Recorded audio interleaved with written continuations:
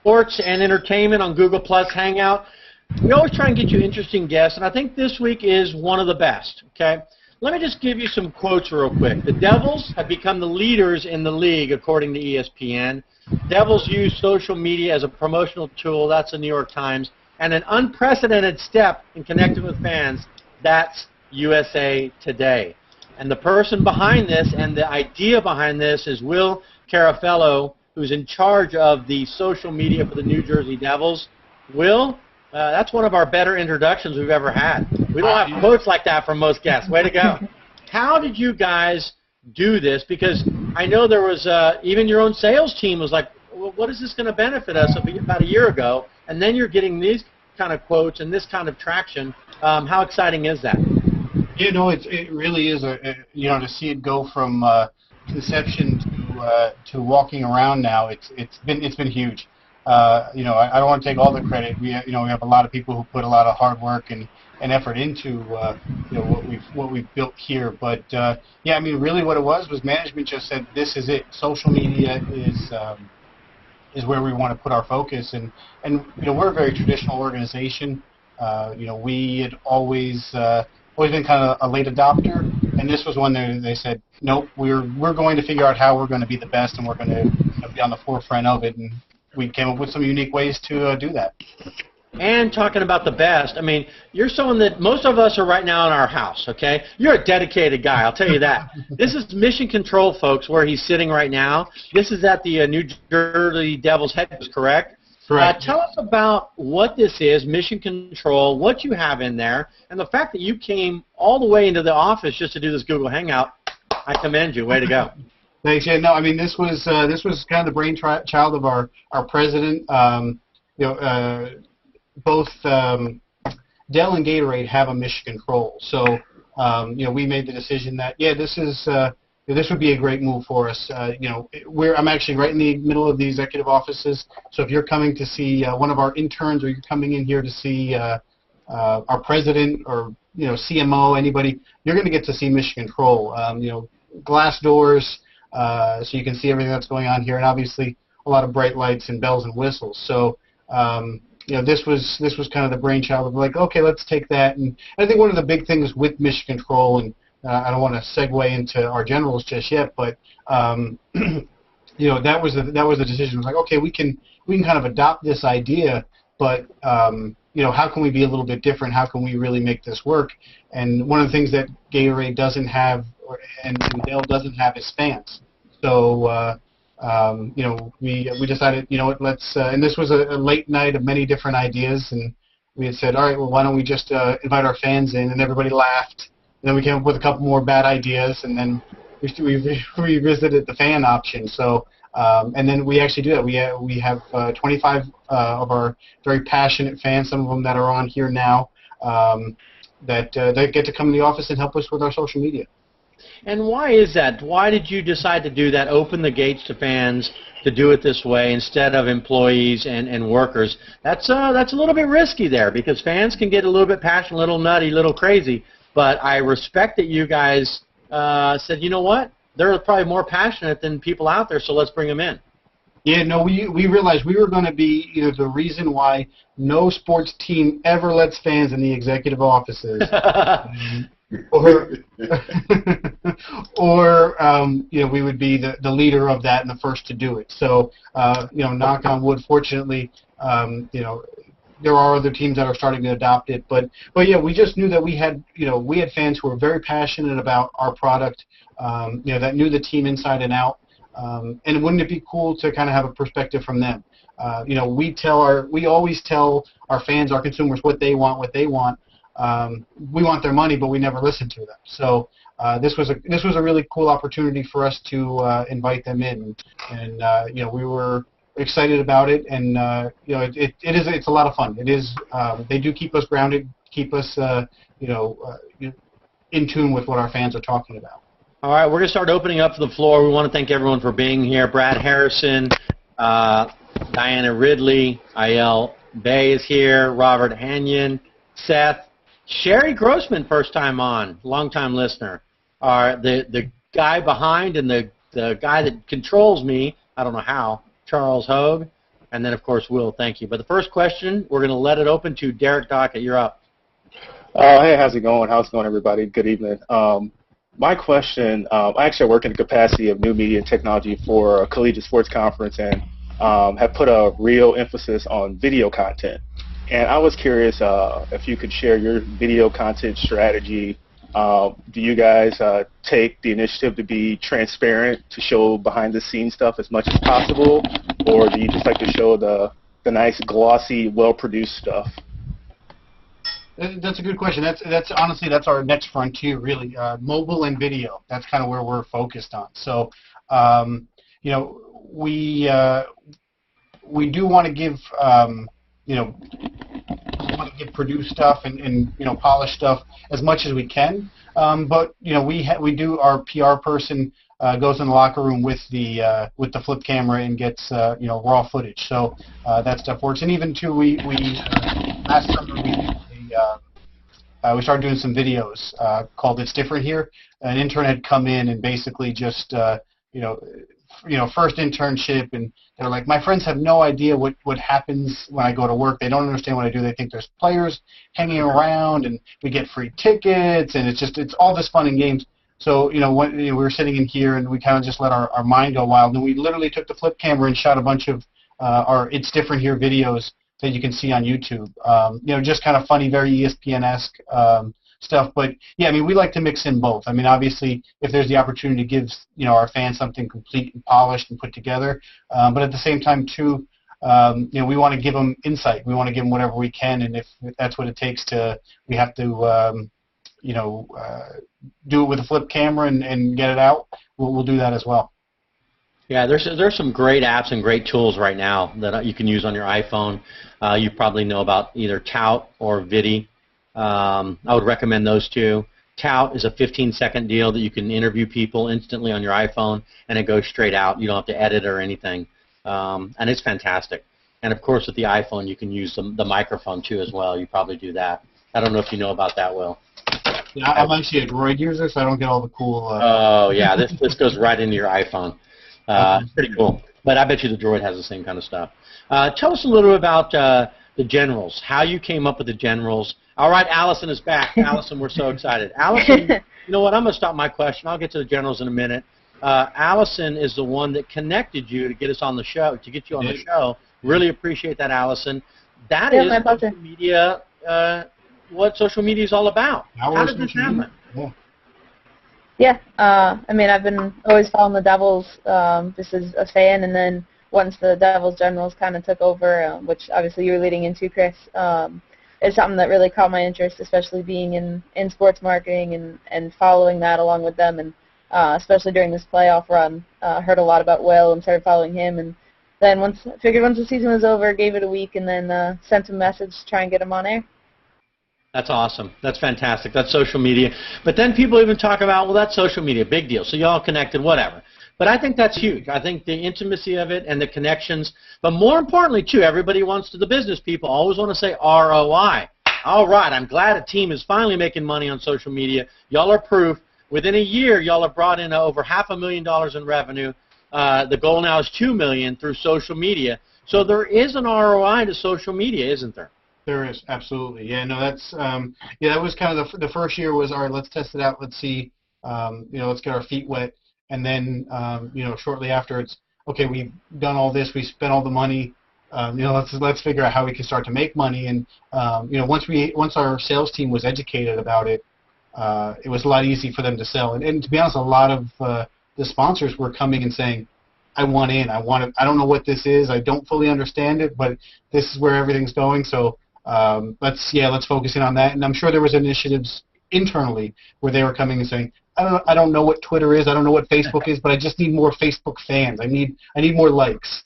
You know, how can you guys help us do that? So it was kind of a nice fit, and that's what we're here to do. We're here to have a good product for our fans, and you know, try to make a couple bucks for the organization as well. I think that's fantastic, because I've gotten this argument ever since I left television to do social media stuff 5 years ago.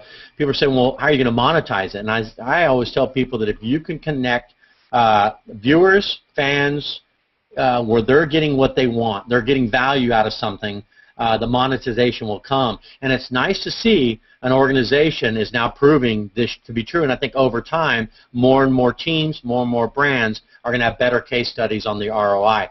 How are you guys doing it? How are you putting sponsors within the Facebook where they're interacting with fans? Give us some examples of what you guys are doing with that. Yeah, I mean, at first our sales team was going out and just saying, "Oh, I saw 5 Facebook mentions as part of a sponsorship." And we're like, "Whoa, no, we can't do that. That's not a real thing."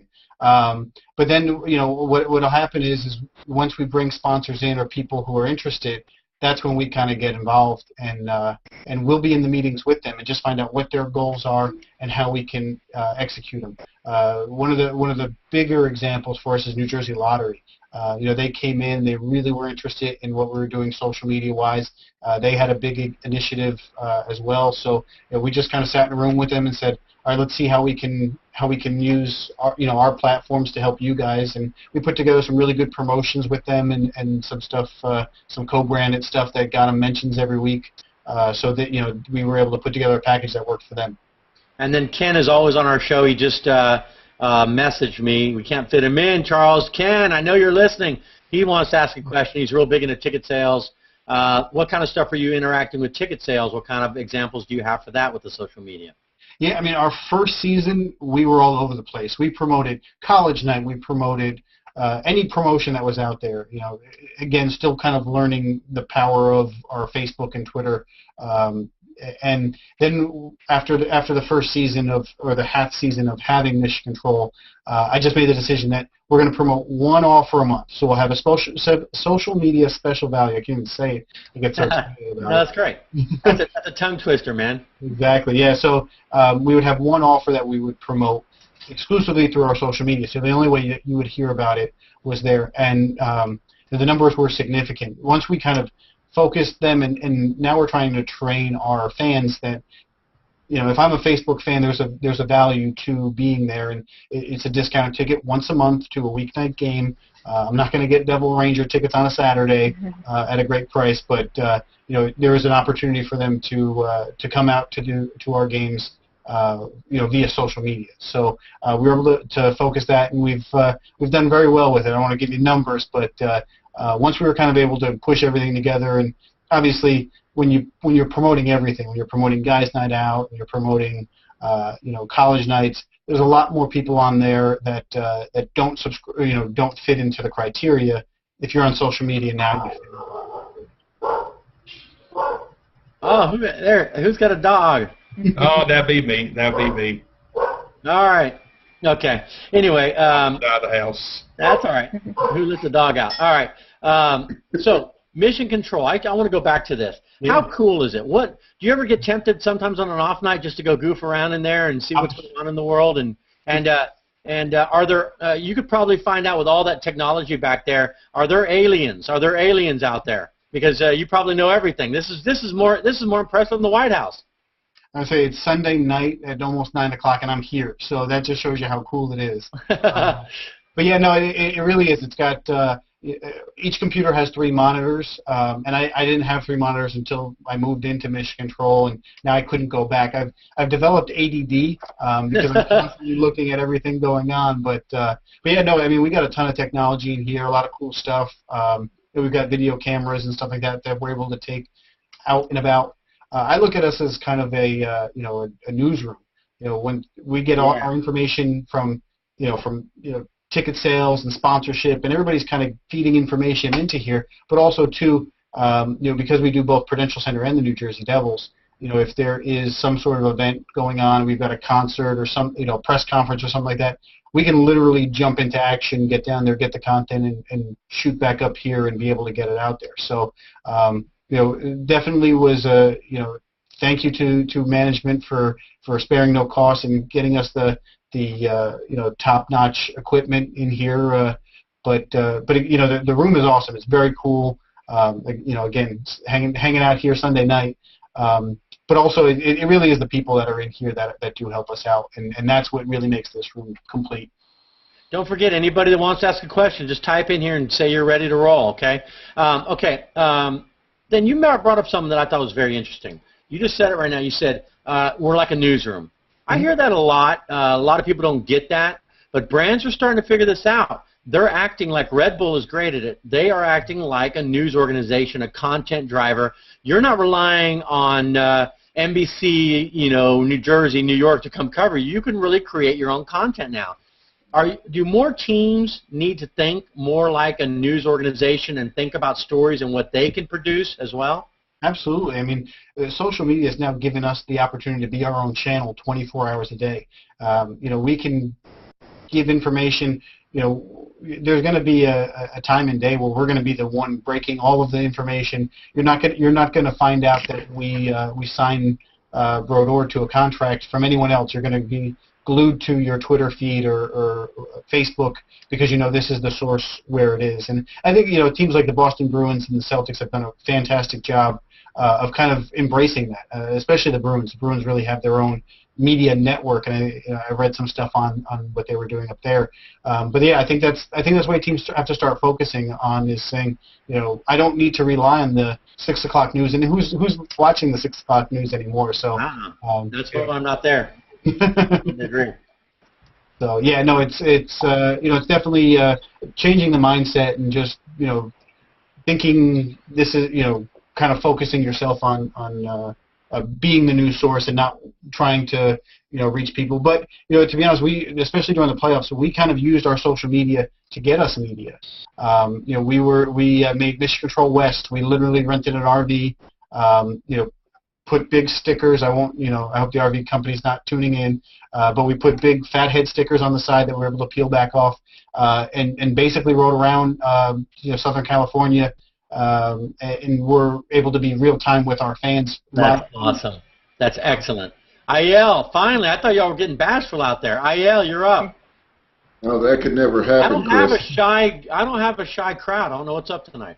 IL, go for it. We're just being deluged with so much information. We're trying to make sense of it, which is kind of what my question is. I looked at the video that you have online about your Mission Control Center, and with all of the fans you have and all of that real-time information that you have coming in, how are you making sense of it so that you're able to use it and exploit it in real time? What type of technologies or software or apps, what are you using? Yeah, I mean, that's a really good question. We're kind of doing very basic stuff now to understand what we've got that works. We're looking at basically the information that we get from Facebook. We also have a couple. We use Hootsuite for Twitter, and the same thing. We look at how people engage with our product. I think the most important thing, especially on Facebook, is shares. And Facebook's changed so much that originally I was looking at how many likes or how many interactions, and Facebook really does a good job of giving you some free statistics.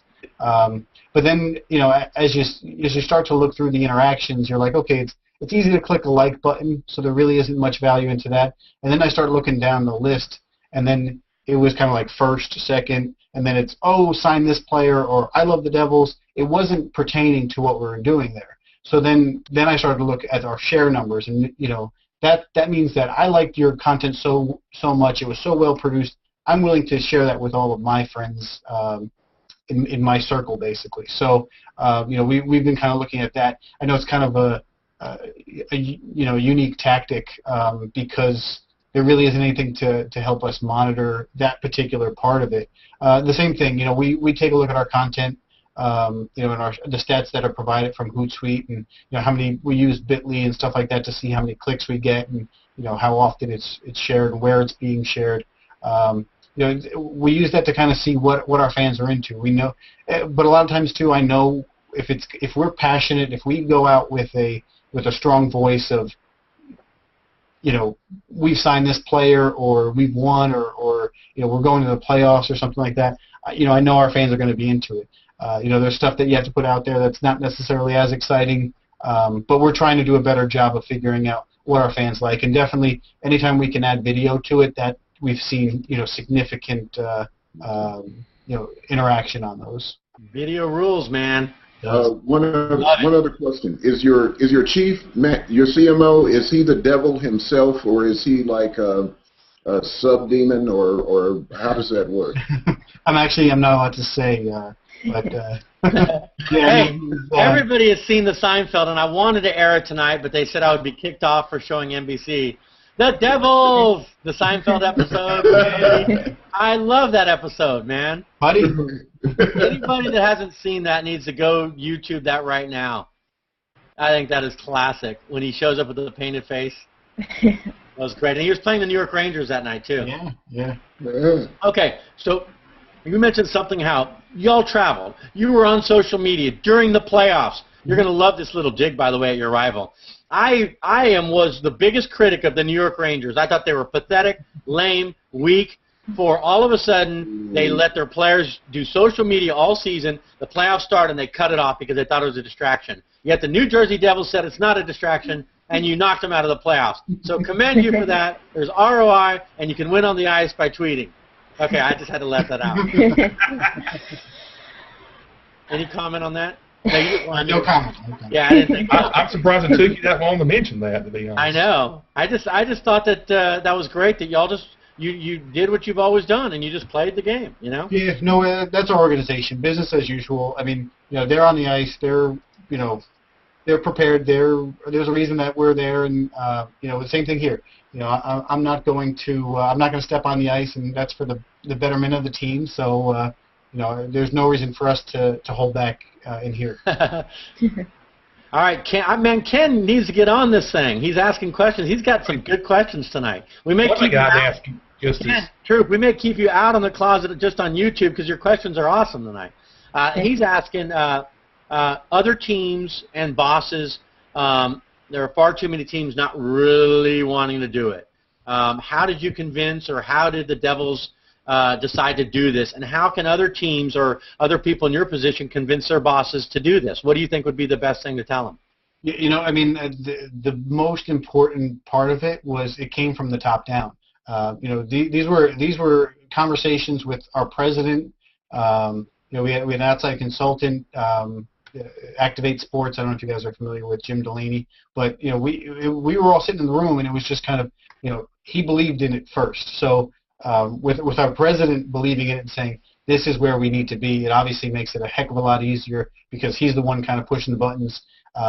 Very creative, willing to do whatever it takes to be successful. So, I'm very fortunate that I get to work for somebody who believes in it and thinks we should be out in the forefront, and it's okay to make mistakes as long as we learn from them. So, that's kind of what this experiment was, and we're very fortunate in the amount of PR and press that we've gotten from it, and the success we've had from it. So, it was a risk, and that's I think the biggest thing. A lot of organizations want to stay in their, I'll buy TV and I'll buy radio, and I'm still comfortable with the paper, and I got a good deal with them. Boring. So, yeah, I don't want to switch my marketing dollars. I don't want to switch over to that. And there's a lot of people, and even within the organization, we get afraid of what we could say and how it could be construed, and who knows what's going to happen. But we've had so many successful social media plugs from this last season alone. That there's proof in the pudding there. It's we've been very successful and it showed. So unfortunately I don't have an answer, but I think you can use us as an example. Yeah. The stuff that we've been able to do here, and I know there's many successes out there with other teams. Ken Troop, you ask good questions all the time. Just kidding. Okay, Allison, you're up to go. Yeah, I apologize if I missed a little bit on the Army when I got bumped out, but obviously that's a big part of it, is having, and the fact that they're just fans who are volunteering their time I think is awesome. So what kind of feedback have you gotten from them? Obviously they're committed to it, they keep showing up, but I'm curious what kind of conversations you have with them, what you guys are looking at as far as continuing to grow it, but specifically how the Generals have really helped the whole program. Yeah, the Generals have been the best part about this whole thing. We have a meeting every morning at 10 a.m. If the Generals are in here with our interns, generals, who's ever around, we'll also. Can you tell people that are just tuning in what the Generals are and what they're about? Absolutely, yeah. The Devils Generals are 25 volunteer fans that come in and help us with our social media. They also have their own branded stuff, so you can follow the Devils Generals on Twitter. At Devils Generals, as well as they're on Facebook as well. So they have their own brand. They will communicate to our fans, but they also do help us out with our social media. So they come in with our interns and everybody, and I joke around, I call it our TMZ meeting, but we kind of go around the room and we talk about what's hot. So, you know, from my perspective, I've got to make sure I get these mentions in for particular sponsors. We've got these different sales messages. We've got upcoming games I've got to sell tickets to. But they're the ones that come in and they're like, you know, reminder that Kovalchuk's playing in his 700th game, or, you know, Marty just set another record, or stuff that's, you know, it's so-and-so's birthday today, stuff that kind of, you know, might be glossed over by somebody like myself because I'm so focused on the business side of it. So, you know, they're great in that perspective of, you know, coming in every day and kind of, you know, what the fans are interested in too. And I've got a group of 25 people who are you know, kind of a focus group. You know, before we can go out with it to the general public, we can go to them and say, are you guys going to kill us for this? Are you guys going to be into this? Is this fun? So it's really cool to have that fan perspective. And I'm a fan of the team prior to working here, but you know, at the same time, you do lose perspective a little bit in the fact that you are, you know, you're focused on the job at hand. So they've been great in that perspective. You know, some really good stuff that we've gotten from them. When they first came in, actually, everybody did everything, which, you know, was my own fault just because we didn't know any better. So there are some people who are great writers, some people who are not so strong writers, but everybody wrote for the blog. So what we actually did is we put them into different groups. So we created subcommittees. So we have one for the blog, one for Twitter, one for Facebook, events, and then statistics. So each of them basically just kind of stepped up. Somebody took over the committee, and then people joined those committees. So now, if I'm not a strong writer and I don't, you know, I don't want to write, I have the opportunity to not join the blog committee and not participate that way. You know, the same thing. Somebody who doesn't understand Twitter, I don't use Twitter, but I got the other social medias down. Or, you know, our events. You know, we've got somebody who helps us plan events. In the past, we've done viewing parties. We've kind of rolled them into our tweet up events. And in the past, we've done maybe 4 or 5. We did over 20 during the regular season. So half of our road games, you know, we were out at a bar or a restaurant, you know, with our fans, interacting with our fans in real life. That's cool. It was a really cool, you know, opportunity for us to kind of be out there, and that was the other thing too. Our generals are all shapes and sizes, you know, different sex, different ages.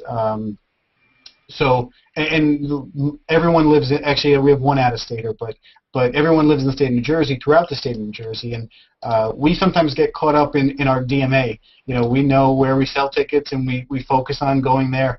But we had some generals who live a little further south and said, we have to do viewing parties down there. There's fans down there. We have to. That probably opened some doors for you didn't think about. Yeah, you know, we did a couple viewing parties, you know, 20 minutes away from Philadelphia, and we were afraid. And to be, I was walking in to the restaurant, and little old lady, and she goes, "Oh no, not another Devils fan!" And I thought it was hilarious because, you know, and I walked in and we had, you know, 150 Devils fans packed at a Flyers bar, and you know, it was just one of those where we claim to be Jersey's team. We are Jersey's team, but sometimes we forget about the southern part of the state. So it was fun to be harassed by you know, 70-year-old woman, but also at the same time too, every single fan walked up to me and thanked me profusely, and obviously you know, that wouldn't have happened if our general didn't push for it. And originally we decided, we were like, oh, it's too far south, we're not going to do it. He continued to fight for it. We moved it to a weekend.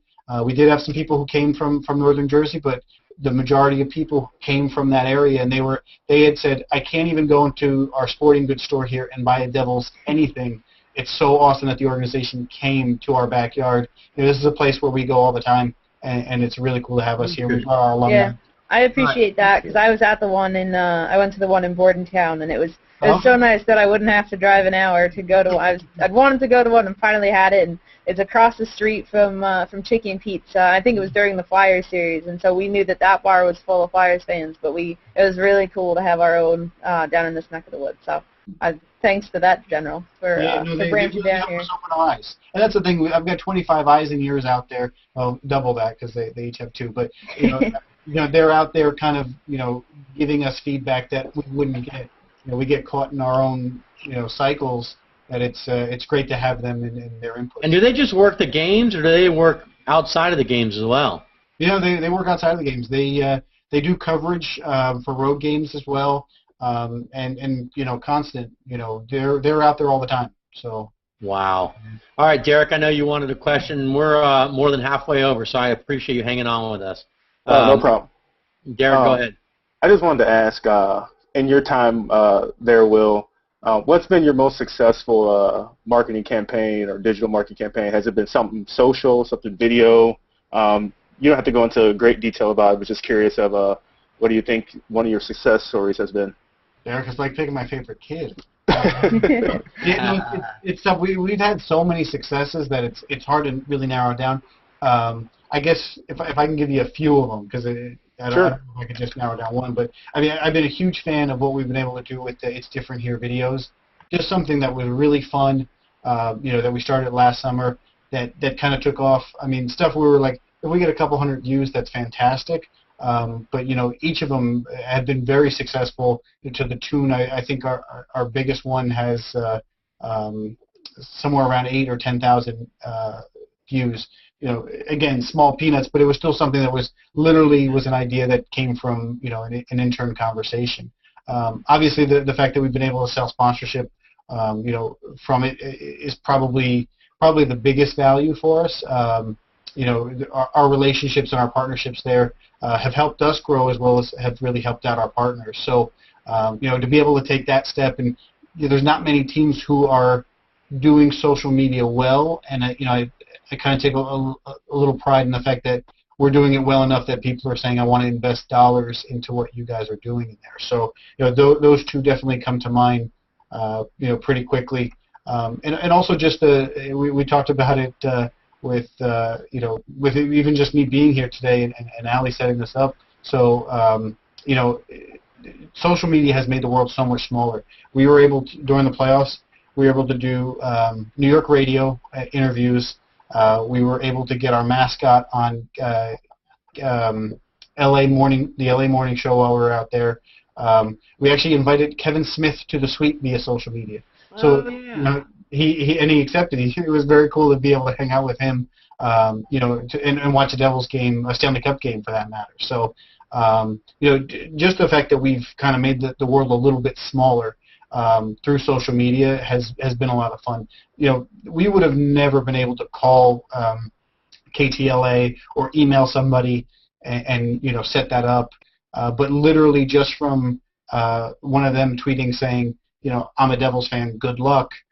We said, hey, we're actually going to be out there. Let's get together. Let's get our mascot on there. And sure enough, their producer called, and we're working out that. So we've gotten so many of those small success stories that it's been great. It's been a really fun time showing up to work every day. That's awesome. And one quick follow-up. On our show, we had Charles is up, Brad is up, but then y'all were first and second. But then Seth, who's been quiet here, we should be saluting you, dude. You're a general. Here's a general sitting right here. Seth, tell us about it. What's it all about? Oh, his microphone. Got to get your general mic on. No, we can't hear you, buddy. Sorry. We'll just salute you instead, General. Let's see if we can unmic him, Charles, because I think we mic'd you earlier. All right, we'll get that fixed. Charles was up next. Charles, you had a question.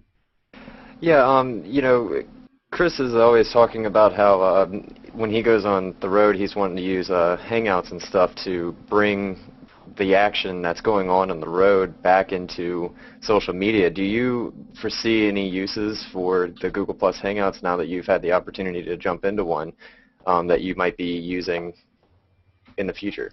Yeah, no, this is a lot of fun. This is a fantastic technology. So, I mean, I definitely think there's some opportunities for us to use this with our alumni, and who knows, dancers, whoever. It's definitely a cool opportunity for us to be able to interact with a number of fans at one time.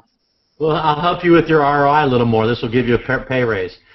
Minnesota Timberwolves, and Ken knows this, we had them on. We had the president of the Timberwolves on, and he was on our first hangout.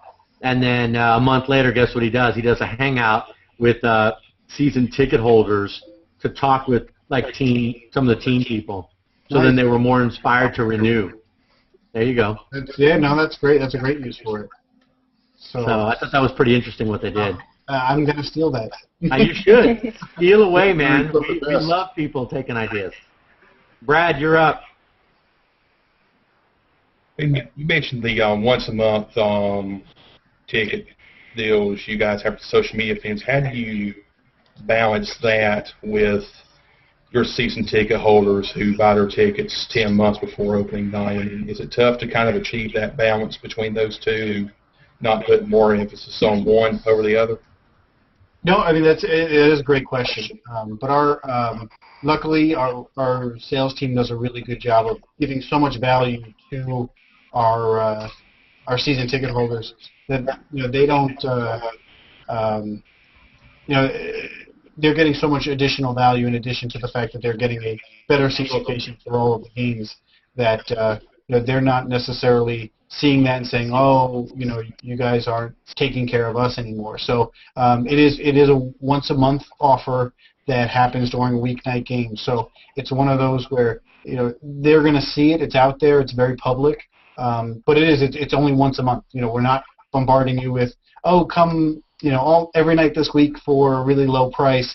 And our price is not lower than our lowest season ticket price. So we priced ourselves a little bit higher, and they've done such a great job with ticket sales this year that our fans are getting such a significant more value than they have in the past, and our customer service is a lot better too. We actually just in the past few years brought on a client services team to kind of offset that, and I'm sure that they're probably watching this saying, we're still getting calls about your social media offer, but they haven't come back to us and say, hey, we've got to stop that. So we've done some strategic things in order to make sure that we could avoid those calls. Seth is finally ready. I feel it. Tell me what it's like to be a general. Why are you doing this? Why do you like it so much? And does he treat you nice? I could see his green line, so it's working. It was. Try popping your headphones out again. Try popping your headphones out.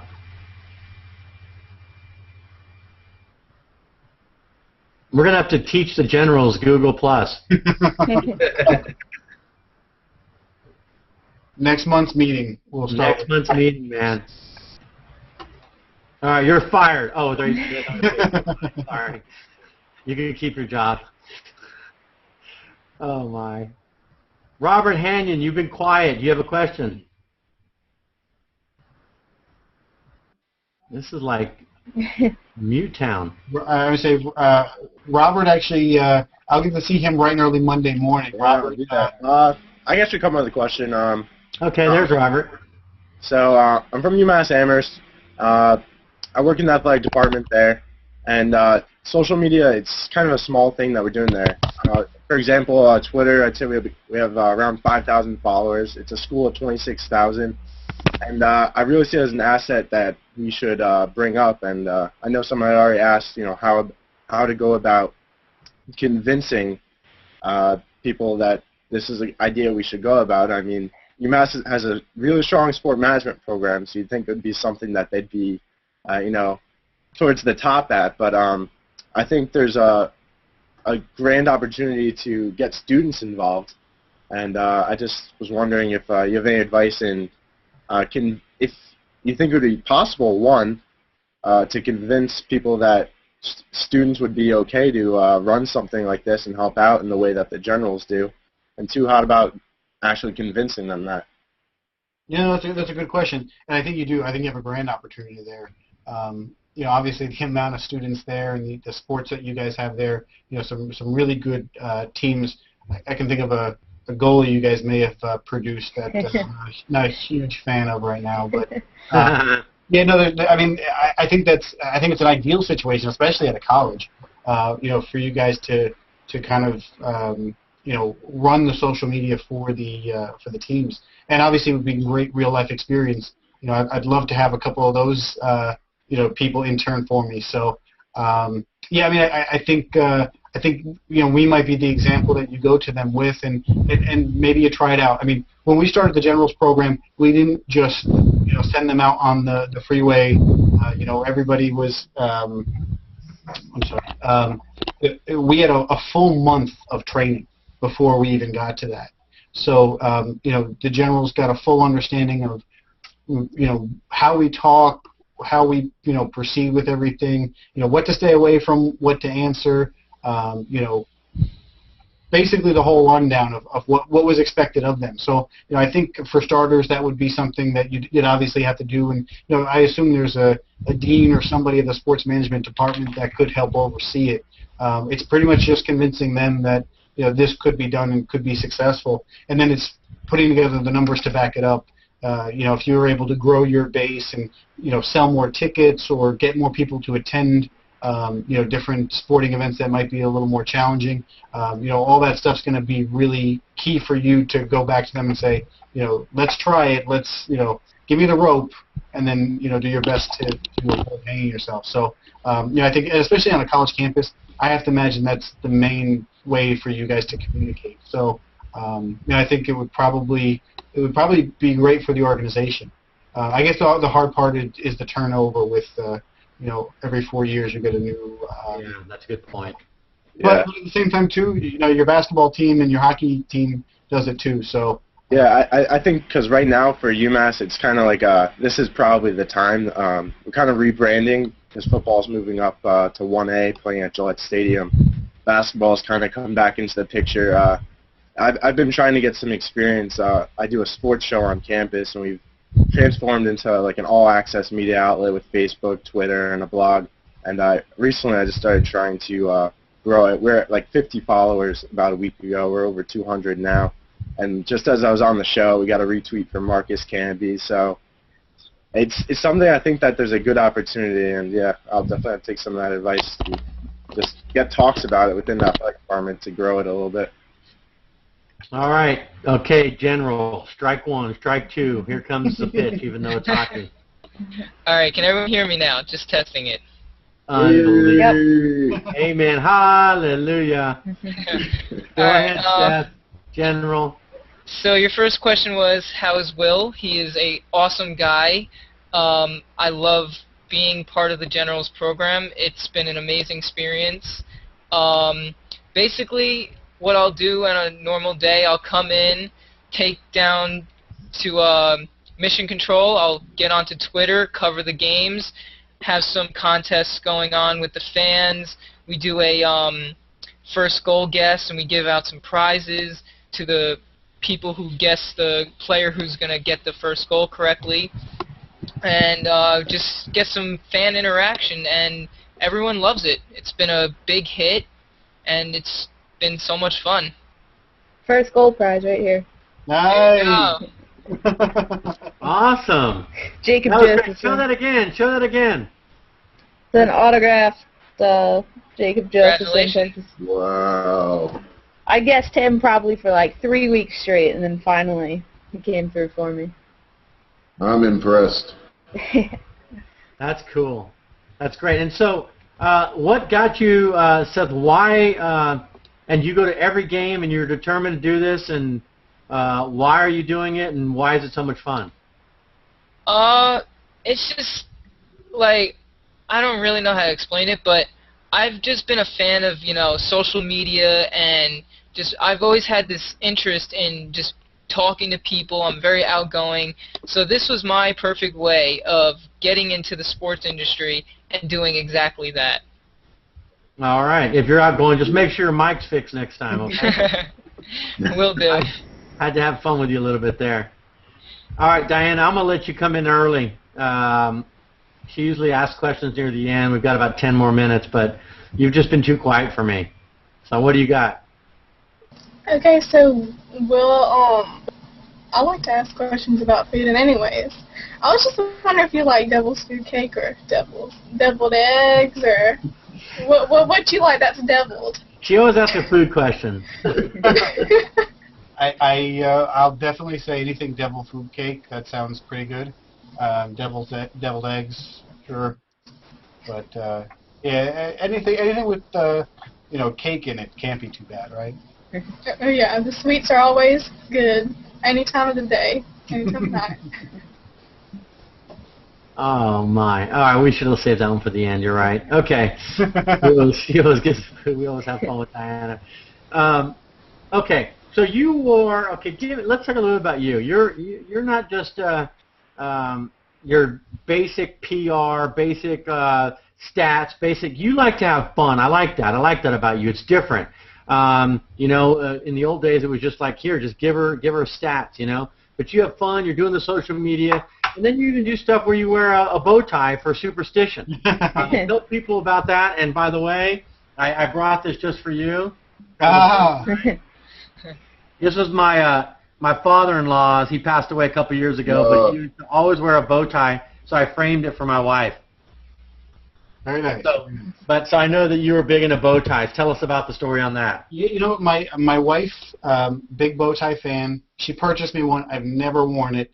We were down 3-2 to Florida in the first round of the playoffs, and Joe suggested I wore it. So I was like, okay, I'll class myself up a little bit. Maybe maybe a little superstition will get things going.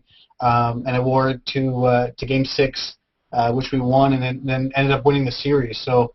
After we won 2 games in a row, I was like, okay, let me keep this going. With the Live series, I actually didn't wear it Game 1. Everyone's like, oh, you got to keep the thing going. So didn't wear it Game 1. We ended up losing. So I was like, okay, I promise I'll wear it. I wear the next 4 games. The bow tie goes 6-0. At one point, I'd worn the bow tie. We were 10-0. Wow. So I know I want to credit all the guys. Credit the tie, man. The bow tie. The bow tie. Yeah. You should have had a known hashtag. Yeah. We it had a little life of its own too. I didn't realize that too many people knew about it, but yeah, it was just something fun where it sparked the fans. So did fans start wearing bow ties? Yeah, we actually, I had people coming up to me that I didn't even know. And they were like, oh, you got the bow tie on, just coming and saying awesome. Hello. So it was just kind of fun that, people were looking for it. And then our staff started to wear, some of our staff was wearing it. That's awesome. The generals were wearing them. So, we were, it was just something kind of that was fun. When did it finally snap?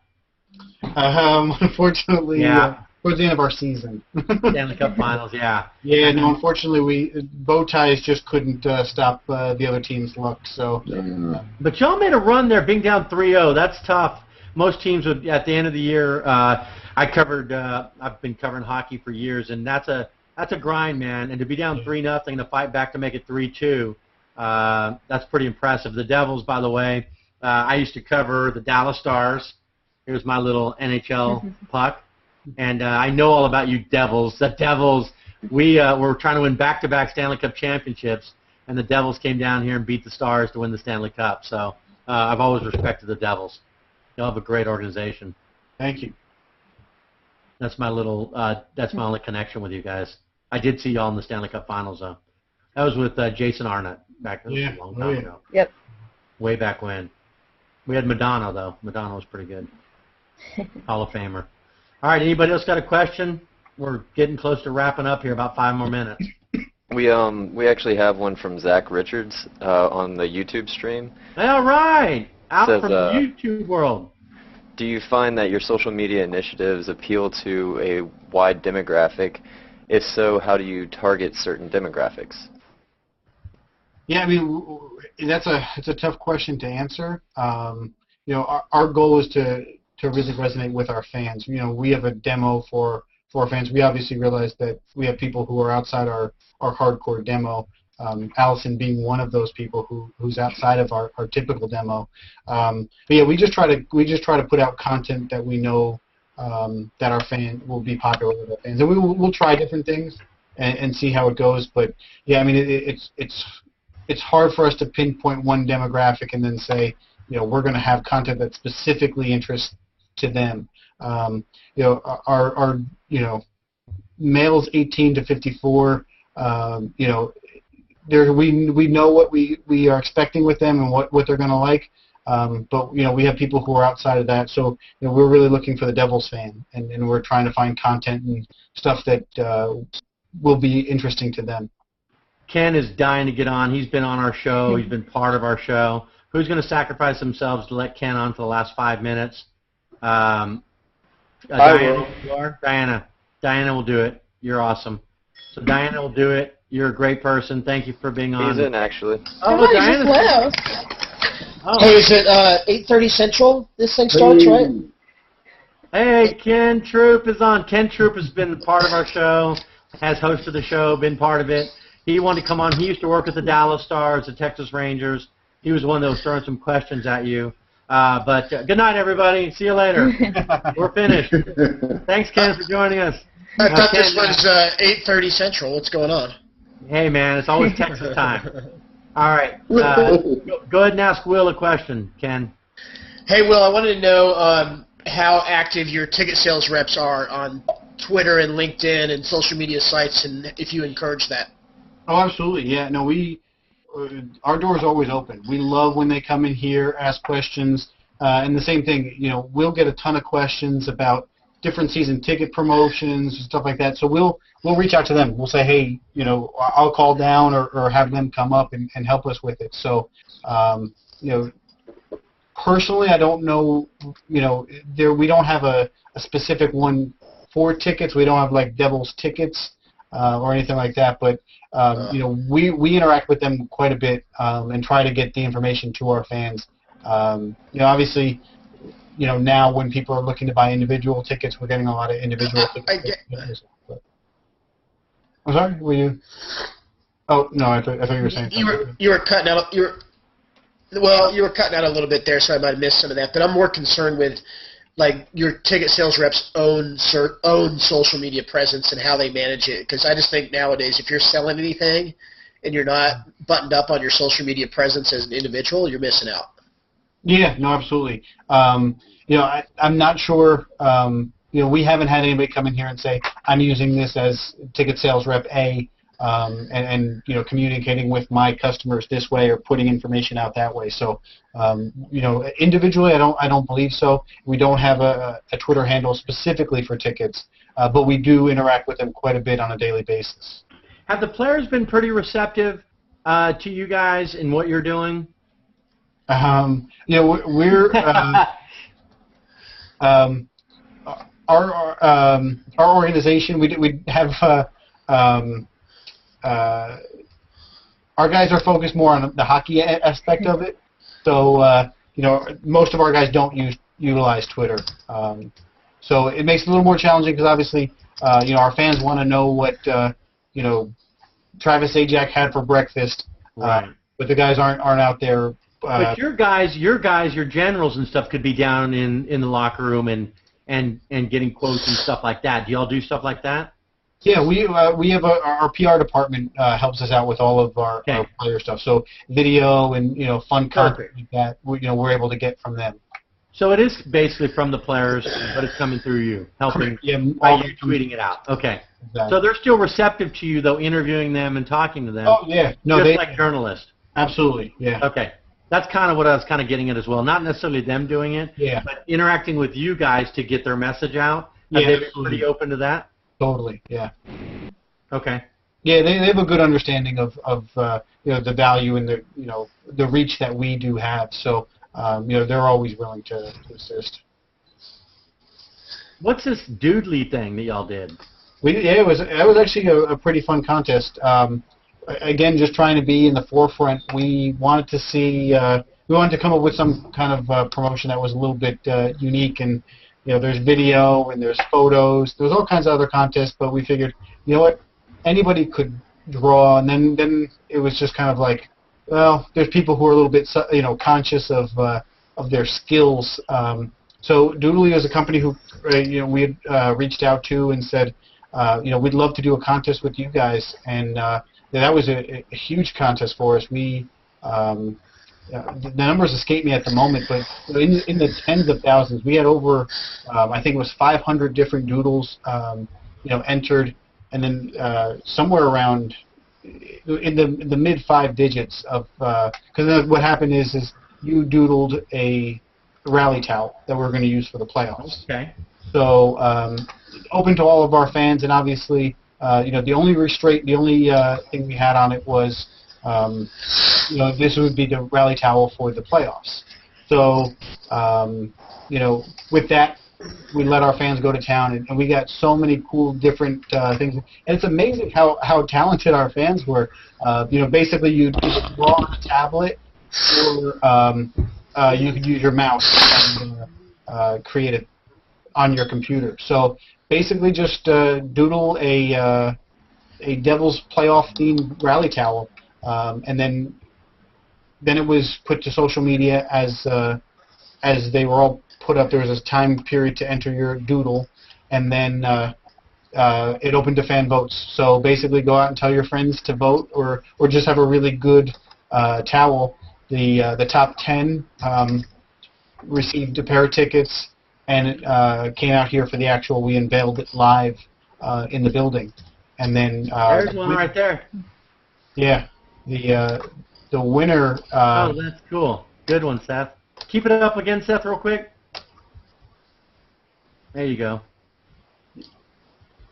Yeah, so the winner got season tickets to next year, and obviously their doodle presented on that rally towel, as Seth had there. That's really cool. Yeah, it was kind of a cool concept, and the nice part about it is all those likes popped up on Facebook, so we were able to really get a social share going with our fans off of this contest. So it was just something cool, something fun. Something we'll definitely look at doing next season as well. And you worked with the Harlem Globetrotters. You didn't have to wear a bow tie for those wins. They never. No, they're a very good team. They rarely lose. In fact, the entire time I was with the organization, we never lost a game. So. That's amazing. And how long did you work with the Globetrotters? I was there for a season. Wow. Was that pretty fun to work with them? Yeah, it was. Obviously the product itself is fantastic. It's a really fun time. And at that point, I'd worked at Madison Square Garden, up until that point. So literally my entire career. So I only knew one way to do things. It was the Madison Square Garden way. So to be able to travel around and get to see different buildings and see how different, areas did. I love when they start throwing water around in the crowd. Yeah, the confetti bucket is always funny. Still what I look forward to seeing every time they come in. You can't get your Devils players to do that, I bet. No. But yeah, no, it's obviously a great organization. Been around for nearly 100 years. Just a good product. Man, you were great to come on tonight. The fact that you drove all the way down to Mission Control, fantastic. We really appreciate you coming on. Do you want to closing thoughts or anything we didn't hit on that you want to mention before we close the show? No, I mean, definitely. I first and foremost, I want to thank Allison for making this all happen. I appreciate you guys having me on the show. So, obviously with the ever-advancing world of social media, I definitely look forward to following a bunch of you on Twitter and staying in touch. Love to share ideas, and definitely would love to do this again. Thanks to Charles and Chris also for making this happen. Absolutely. We'll keep in touch, and next year, let's take the cup. I may even wear a tie for y'all during the bow tie during the playoffs. We're going to do a bow tie giveaway or something to get. That'd be awesome. There you go. Everybody, thanks for joining. Thanks for watching on YouTube, and we'll see you next week, 7:30 Texas time. Bye-bye.